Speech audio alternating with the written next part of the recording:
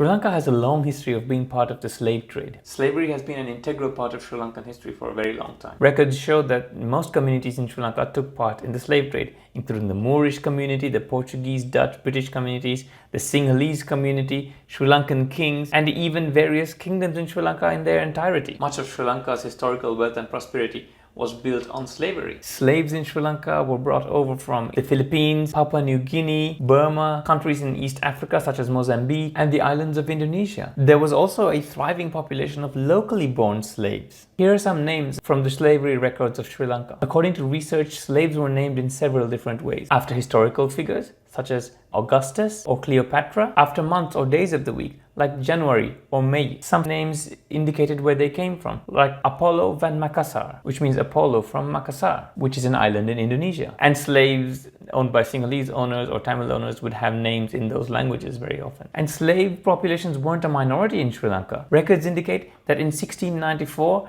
over 53% of Colombo's population consisted of slaves. Many Sri Lankan cooking traditions, cultural practices, languages, and even customs were actually kept alive and even refined and developed by slave populations. And these populations massively contributed to the culture, language, food, and history of Sri Lanka. The population of enslaved people in Sri Lanka didn't just disappear when slavery ended. The people I've named in this video were real people. They lived on, married, and mixed into the local communities surrounding them. And through marriage and relationships, these enslaved people mixed in with the population and became our ancestors. Many of the people, like the ones I've named in this video, are ancestors to many of us living here today.